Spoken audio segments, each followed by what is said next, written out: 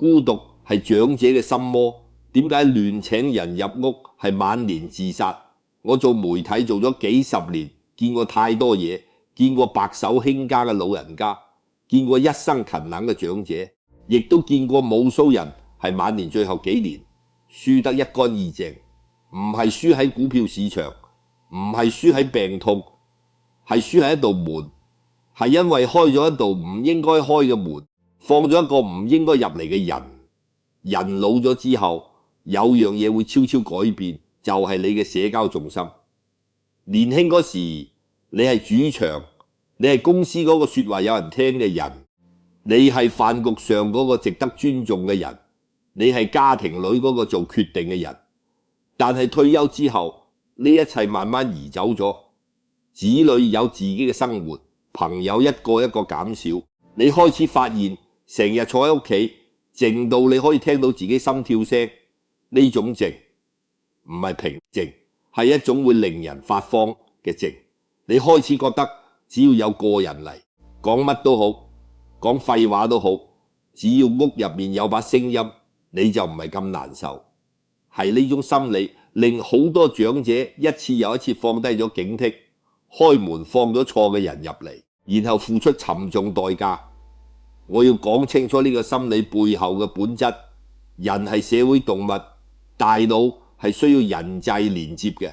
當一個人長期處於孤立狀態，大腦會進入一種近似痛苦嘅狀態，同身體受傷嘅感覺非常相似。長者因為體力同認知功能都開始衰退，對呢種孤獨感嘅承受力更加低。所以當有個人突然出現，撳寒問暖，你整個人會好快就鬆防，覺得呢個人真係好，覺得呢個人值得信任，甚至覺得呢個人係你晚年嘅救星。但係你唔知道嘅係，你當時嘅判斷力係在最脆弱、最容易出錯嘅狀態之下做出嚟嘅。你係用孤獨嘅眼睛去睇一個人，而唔係用清醒嘅眼睛。用孤獨嘅眼睛睇出嚟嘅嘢，往往係錯嘅。我曾經認識一位婆婆，退休前係做護士嘅，係個非常精明能幹嘅女人。佢老公走咗之後，仔女喺海外屋企就佢一個人。有個鄰居大媽開始3添，兩頭上門帶餸帶湯，午寒問暖。婆婆覺得好感動，慢慢就俾佢有咗屋企嘅鎖匙。你估點？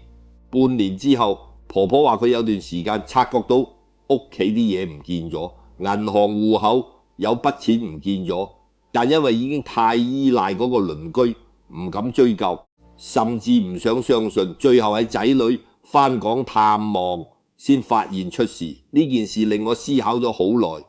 呢位婆婆唔係冇智慧嘅人，佢做護士幾十年，見過人性嘅黑暗面，但係孤獨令她嘅判斷力失效。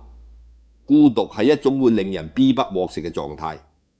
當你肚餓到一個程度，你係唔理食物係好食定難食定有毒，拿起嚟就食。長者嘅孤獨就係呢種悲惡。所以我要講一個最核心嘅道理，家係你最後嘅安全域。呢個安全域唔係地方，唔係4道牆，係你喺裏面擁有嘅話語權。你決定幾點食飯，你決定聽咩音樂，你決定將錢放喺邊，你決定見唔見某個人。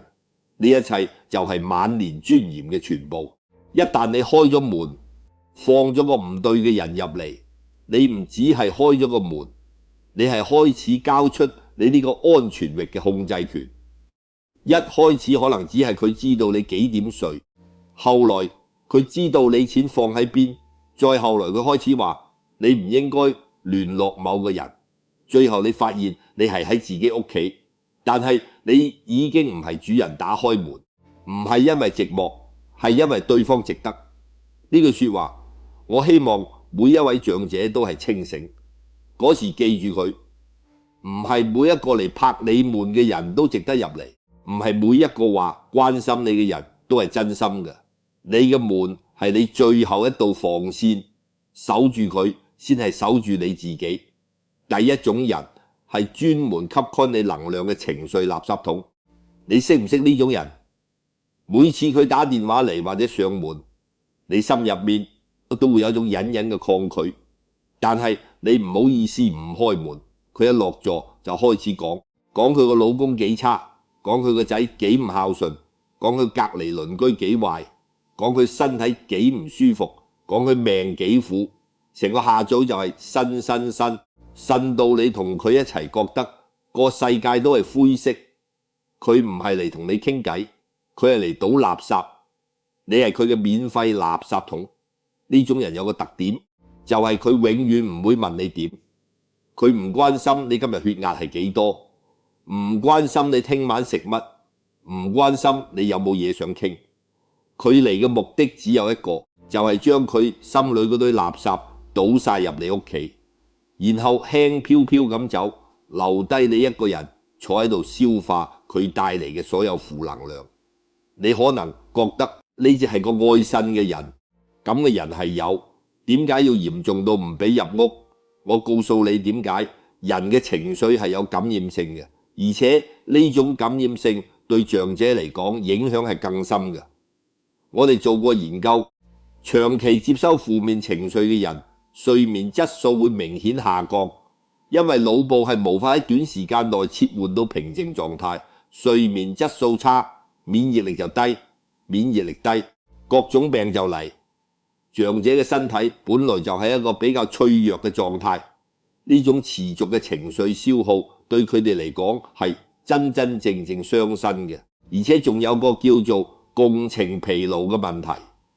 當你長期去聆聽另一個人嘅痛苦，而又無法解決呢個問題，你嘅腦部就會進入一種耗竭狀態，你會開始覺得自己嘅感情係麻木嘅，開始對原本你中意嘅嘢失去興趣，開始覺得乜都冇意思。長者本來就比較容易受情緒影響，一旦進入呢個狀態，走出嚟係非常困難嘅。我見過一位伯伯退休之後同一個舊同事好老友，嗰個同事係天生嘅呻吟體質，邊個都係佢嘅垃圾桶。呢位伯伯心腸好，覺得自己有義務去聽。後來佢太太講，伯伯係認識咗個同事之後，慢慢開始唔笑，睡眠越嚟越差，成個人越嚟越陰沉，最後係全家人一齊講，先令伯伯疏遠咗嗰個人。你話下，一個人可以對另一個人造成咁大影響，仲話只係愛憎？唔係，你係真正嘅能量入侵。面對呢種人，你唔係要好殘忍咁趕佢走，你係要保護自己。有幾個實際方法。第一，控制接觸時間，如果真係要見，就約係外面，唔好喺屋企見。外面有天然嘅時間限制，食完飯就散，唔會無限延伸。第二，準備好話術，喺佢開始呻嘅時候，你可以話，我今日精神唔係幾好，想早啲休息，不如你下次再嚟。係咁樣，唔使解釋太多，唔使道歉，淡淡定定咁講，然後企起身。你嘅身體語言係最清楚嘅信號。第三，唔好問下去。好多人會犯一個錯，就係佢呻完一樣，你因為客氣或者好奇就問，咁點啊？然後佢就可以再呻多2個鐘。唔好問，點都好，唔問。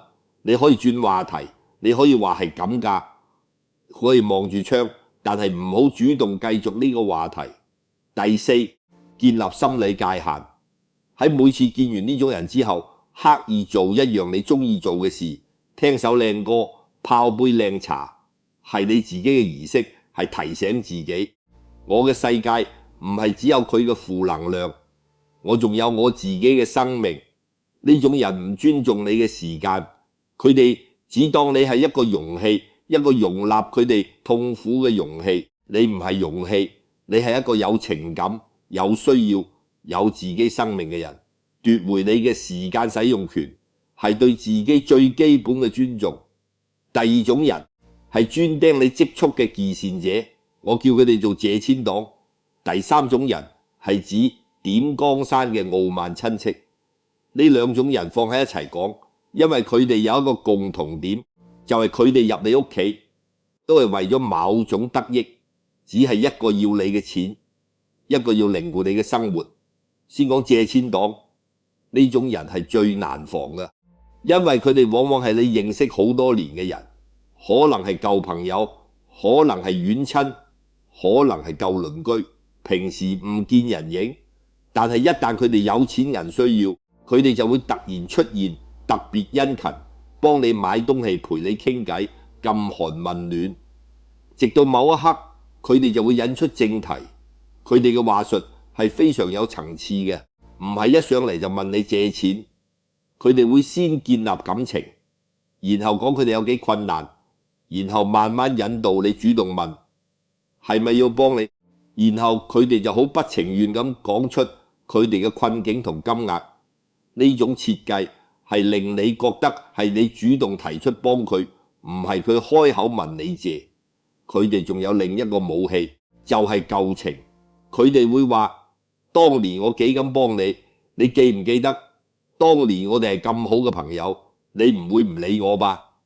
呢種話係將舊日感情作為籌碼去換取你今日嘅錢，係呢種操作令好多長者難以拒絕，因為你唔想俾人覺得你係忘恩負義嘅人，你唔想覺得自己係冷血嘅人。但係我要講清楚一個道理，借錢俾佢唔係幫佢，係買斷一段關係，而且係用你嘅養老金去買。點解？因為佢十居其九唔會還你。你以為你借出去嘅係錢，實際上你借出去嘅係你同呢個人之間往後嘅關係。因為一旦要追錢，你哋嘅關係就會正式破裂，而且仲會搞到你係壞人唔追，你嘅錢就係白送出去。無論邊個結果，你都係輸。你嘅養老金唔係慈善基金，係你用一生去賺翻嚟嘅安全網。每一分錢都係你嘅老年保障，唔係用嚟維持一段並不真實嘅友誼嘅。當你清楚咁理解呢個事實，拒絕就唔係冷血，而係對自己負責。面對借錢黨有幾個原則：第一，唔借就唔借，唔使解釋太多。你唔係需要對佢哋解釋你嘅財務狀況，你唔欠佢哋任何解釋。第二，唔好因為同情而心軟。佢哋描述出嚟嘅困境係真，係幾慘都唔關你事，因為你幫唔到佢哋，你嘅錢解決唔到佢哋嘅根本問題，只能暫時滿足佢哋嘅需要。下次佢哋再有需要，就係再嚟你嗰度。第三，佢哋因為你唔借而翻臉，你就更加清楚睇到呢段關係嘅本質係什麼。真正在乎你嘅朋友係唔會因為你唔借錢而翻臉嘅。再講傲慢親戚，呢種人同借錢黨唔同，佢哋唔係嚟要錢，佢哋係嚟要控制感。佢哋一入你屋企，眼睛就係掃左掃右，然後開始點評。你個廳嘅家俬舊咗，你個廚房唔夠整潔，你個仔唔應該做呢份工，你嗰個決定做錯咗。話咁快，佢哋就係坐喺你屋企，用一種非常理所當然嘅態度，一樣一樣咁批評你嘅生活。呢種係權力僭越，佢哋用批評你嘅方式建立一種我比你識，所以我可以管你嘅情級關係。而你一旦接受咗第一次批評，冇反隨，冇表態，甚至笑笑口話係咯係咯，你就係向佢哋發出一個信號，你可以繼續，然後就有第二次、第三次，直到有一日你發現每次佢哋嚟，你都要坐喺度聽一堆你冇興趣聽嘅指點，而你自己對自己生活嘅話語權已經慢慢被侵蝕。係呢種情況，唔係要你同佢哋大吵一架，係要你學識做一件事，就係唔接球。佢批評你個廳嘅家教，你就話係咩？我覺得幾好喎，然後轉話題。佢話你嗰個決定做錯咗，你就話我就係想咁，然後唔再回應，唔辯解，唔解釋，唔攻擊，就係平靜地表示你唔接受佢嘅框架，係一種非常有力量嘅回應方式。因為辯解同攻擊都係承認佢有批評你嘅資格，但係唔接球係直接否定咗呢個前提。你唔係需要佢哋嘅建議，你係需要佢哋嘅尊重。如果對方做唔到，佢就唔適合出現喺你嘅家入面。第四種人係搬弄是非嘅眼線同情報販子，呢種人可能係所有類型裡面最難識別嘅，因為佢哋通常表現得非常友善，甚至係你生活圈裡面其中一個最活躍、最熱心嘅人。佢哋入屋嘅第一個目的係收集做好，第二個目的係傳播仲好。佢哋入你屋唔係嚟關心你，係嚟做市場調查。呢種人有一種獨特嘅刺探手法，佢哋唔會直接問你敏感嘅嘢，佢哋會用一種漫不經心嘅方式，在閒聊之中夾帶問題。比如佢哋會話：你個仔而家做哪行？收入應該唔錯吧？或者話：聽講你老公留低咗唔少積蓄，你一個人住係唔係有啲擔心？呢啲問題包裝得好自然，好似係閒話家常，但係有意識地刺探你嘅財務狀況同家庭關係。佢哋收集到呢啲仲好之後，就會帶去傳播。傳播嘅時候，佢哋唔係原文轉達，係加工過嘅。你今日同佢傾偈，隨口講咗句話你個仔最近俾少咗家用，係當時一時之氣嘅說話，到咗佢口中，可能就變成佢阿媽自己話嘅。佢個仔根本唔孝順，連家用都唔俾，佢心裏一直有怨氣。呢句話如果傳到你仔女耳中，你同仔女嘅關係可以即刻崩裂。你可能會問：咁嚴重？就係咁嚴重，甚至仲要嚴重，直接偷你嘅錢。你有機會報警，有機會追回，係有補救嘅可能性嘅。但係語言上製造嘅家庭矛盾，往往係無法完全復原嘅。你可以追回錢，但係你追唔返人心入面嗰句係佢自己講嘅所留低嘅裂縫。晚年家庭關係係長者最重要嘅支柱，一旦係有人惡意破壞，長者嘅晚年就係真正嘅一無所有。我認識一位阿姨，係個非常開朗健談嘅人，係街坊裏面人緣相當好。但係有一次，有個同佢常常傾偈嘅街坊，將佢對兒媳婦隨口講嘅一些不滿加工之後傳到兒媳婦耳中，結果兒媳婦直接同阿姨正面衝突，話佢係口是心非，背後講人壞話。阿姨百口莫辯，因為那些說話係半真半假，真嘅係佢有少少不滿，假嘅係被誇大到面目全非。最後阿姨同兒媳婦關係破裂，家庭氣氛變得非常差。阿姨自己成日以淚洗面，呢一切都係因為佢曾經放過一個仲好販子入屋，無心大意地說了幾句真心話。點樣識別呢種人？留意佢哋傾偈時候嘅刺探動作，只要佢開始問起你嘅家人收入、遺產安排、子女相處有冇矛盾，你同某個人關係係點，呢啲全部都係危險信號，即刻轉話題。可以話：哦，係咯，你之前話有去街市買靚鮮紗㗎，係哪個檔口？就咁輕描淡寫咁轉走，唔使解釋，唔使對佢冷淡，就係自然地轉話題。喺呢種人面前做一個深不可測嘅人。天氣好靚，餸菜好平，你最近有去行公園？呢啲係你應該同佢講嘅全部內容。關於金錢、遺產、家庭關係，任何私密嘅事都係一個字也唔要漏出去。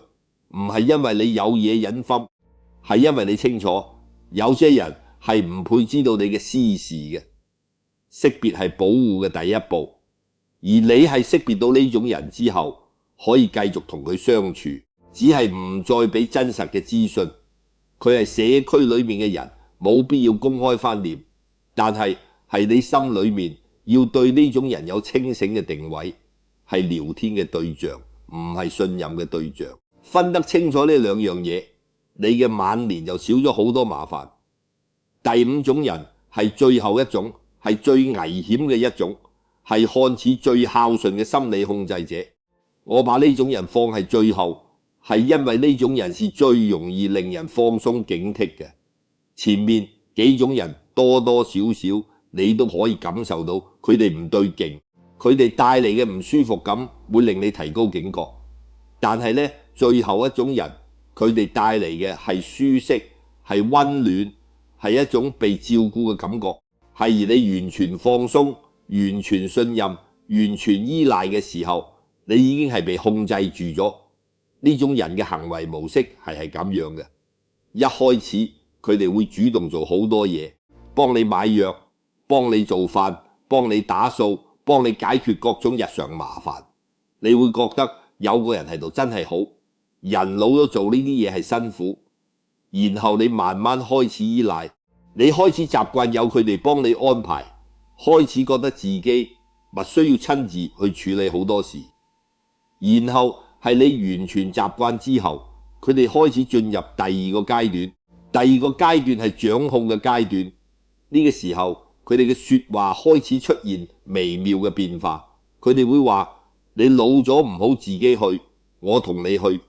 佢哋會話呢件事你唔識處理，交俾我。佢哋會話你唔需要知道咁多，我有安排。呢啲說話聽起嚟係關心，實際上係一步步替代你嘅判斷力。每一次你讓佢代你做決定，你嘅獨立思考能力就削弱一點。每一次你接受佢話你唔使知嘅時候，你就係放棄咗一份知情權。我要講清楚呢種操控嘅精妙之處，係因為呢個過程係非常緩慢嘅，係溫水煮蛙。你唔會某一日突然驚覺自己被控制，你係在一個非常漸進嘅過程裏面，慢慢失去自主。你可能係半年之後、1年之後先至發現，你好多決定唔係你自己做嘅，你嘅一部分資產係對方安排嘅，你嘅某些社交關係係對方幫你處理嘅。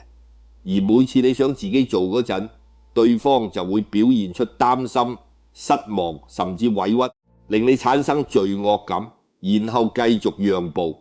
呢種人可能係你嘅子女，可能係你嘅親戚，可能係個居心叵測嘅外人。唔管係邊個，只要呢個模式存在，就係危險嘅。點解呢種控制係危險嘅？最直接嘅風險係財產。當你嘅決策能力被逐步替代，係某些情況下，對方就可以非常容易地引導你簽署一些文件，轉移資產，或者以你嘅名義做出一些你本來係唔會同意嘅決定。係司法案例裏面，呢種係非常常見嘅老人財產被侵佔嘅模式，而且非常難追回，因為喺法律上你係自願簽名嘅。但係更深層嘅危害係你嘅精神同心理。一個人當他完全失去自主之後，係會慢慢失去生命力嘅人，係需要有話語權嘅，係需要感覺到自己係有能力有主見嘅，先至會覺得生命係有價值嘅。當一個長者被人完全代替咗佢所有嘅決策，佢會慢慢變得沉默、被動、麻木，係某種意義上係提前凋謝咗。點樣識破呢種溫水煮蛙？最關鍵係一個問題，就係呢個人係否係做事逐步威奪你喺資產、住處、社交3方面嘅話語權。資產方面係佢有冇試圖介入你嘅財務安排，甚至係以幫你管理為由接觸你嘅銀行戶口。住處方面係佢有冇試圖影響你嘅居住安排，甚至係提出讓你搬去佢度，或者以照顧為由長期住喺你度。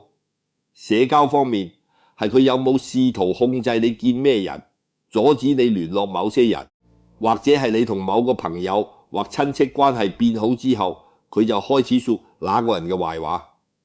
如果呢3樣嘢有其中一樣出現，就要高度警惕。如果係3樣都有，你係面對嘅係一個非常成熟嘅操控者。面對呢種人，最重要嘅防網係永遠保持你嘅主動性。唔管對方幫咗你幾多，你都要保持一部分生活係完全由你自己做決定嘅。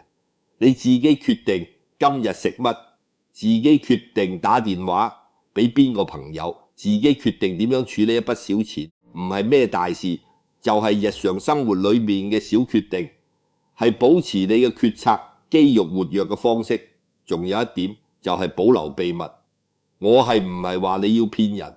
唔係，我係講你唔需要將你所有嘢都告訴任何一個人，包括你最信任嘅人。你嘅存款係幾多？你嘅遺讓係點寫？你嘅某些財產係放喺邊？呢啲係你嘅私事，你有絕對嘅權利不透露，永遠保留一部分對方不知道嘅資訊，係保護自己嘅基本策略，亦係一種心理上嘅安全感。真正在乎你嘅人唔需要知道你所有嘢，真正照顧你嘅人係希望你保持獨立，而唔係希望你依賴佢。如果一個人係表現得越幫越多，但係同時間你係感受到自己嘅選擇空間越嚟越窄，你就要問自己，係佢真係好為我着想，還是佢係想成為我生命嘅中心，做一個永遠有主見、有秘密、有底牌嘅老人，係晚年最高級嘅活法。唔係因為你多疑，唔係因為你冷漠，係因為你清楚明白你嘅尊嚴係用你嘅選擇守住嘅，唔係靠任何一個人施捨俾你嘅。呢五種人：情緒垃圾桶、借錢黨、傲慢親戚、縱恐販子同偽裝成至親嘅控制者，佢哋共同之處係佢哋都係嚟攞嘢嘅。有啲攞你嘅能量，有啲攞你嘅錢，有啲攞你嘅尊嚴，有啲攞你嘅話語權，有啲攞你嘅整個晚年。而你唯一需要做嘅係識得分清楚邊個係真心喺你身邊，邊個係另有目的。識別唔係懷疑，係智慧；防範唔係冷漠，係自愛。守住你嘅門就係守住你自己。你嘅晚年係你嘅，唔係任何人嘅。你走過幾十年，捱過無數風雨，唔係為咗喺最後嘅歲月將自己交俾一個錯嘅人去安排。你值得一個有尊嚴、有自主、有寧靜嘅晚年，呢個係你應得嘅。